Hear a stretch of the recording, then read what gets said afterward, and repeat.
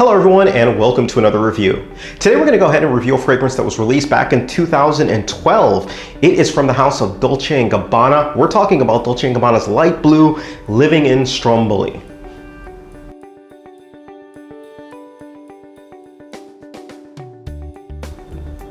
Now this fragrance is one that I completely overlooked.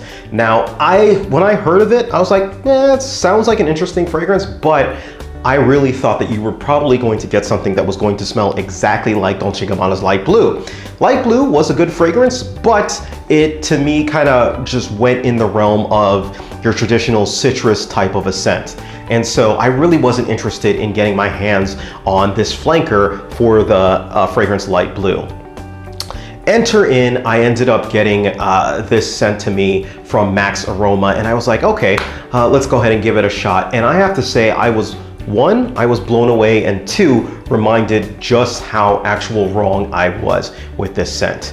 Now, when you spray this scent on, you get I want to say probably one of the best, if not best, watery scents that I have ever come across. It is pepper kind of infused in water, and the water just smells really refreshing, really uplifting. This easily is in the top 5 pure, just like heat fragrances that I'm talking about. Like fragrances that are good to wear when it's just blistering hot. You don't want to go outside, you don't want to do anything, but it's just, you know, havocally hot. That is really where this fragrance shines in. That water note, the marine notes that are in this fragrance really just give a really cooling type of a vibe. The only other type of a fragrance that gives me this type of a vibe are cucumber-based fragrances. Fragrances like Polo Blue, for example.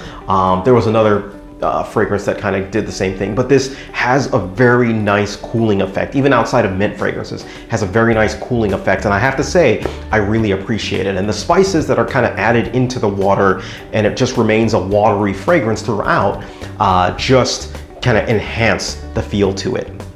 Now, the good thing about this scent is that watery note lasts throughout the scent for the most part.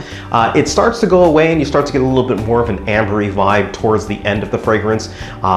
But, you know, it just has a beautiful actual scent, to the point where I almost would recommend carrying around a little decant to just reapply, and so you can get that initial goodness coming from the actual scent. So absolutely fantastic on those regards. Now, I did actually get a compliment with this fragrance, and they were definitely impressed by the way that it kind of just came off of my skin. This is one that was definitely better on my skin than it was spraying on clothes or anything like that. So, you know, it did really well in those respects. Despite the fact that I did get it a compliment, I'm not quite sure if I would label it a compliment getter. It definitely has that capability, but I definitely wouldn't, you know, no, I'm still not sure if I would label a compliment getter, and I'm leaning towards no. But that doesn't take away from the fragrance. It is still a great fragrance, specifically for those hot moments. So if I'm gonna go ahead and give this fragrance a rating, I give this fragrance a rating 4.5 out of 5 stars. Yes, I'm giving it 4.5 out of 5 stars. Why?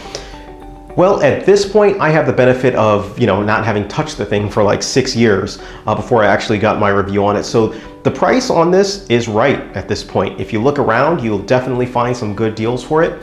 This is probably one of the best summer fragrances, specifically again for the heat, that is out there that you can go ahead and purchase. It has good longevity, it has good staying power, and at the same time, it has a nice, cool, refreshing type of a feel, and really fits the summer. For those of you who are in warmer climates, definitely take a look at this fragrance. I, again, was just really impressed with the way that this fragrance came off. And I may have a little bit of bias, but, you know, that's the game. So, really like the fragrance, really enjoy it, highly recommend it, inexpensive, easy to get, and one that I do recommend again. So that's pretty much it. Let me know what your thoughts are on this flanker for the light blue fragrance. I'm always curious, willing to hear it. And that's pretty much it. Thank you guys, take care of yourselves, and you guys have a great day.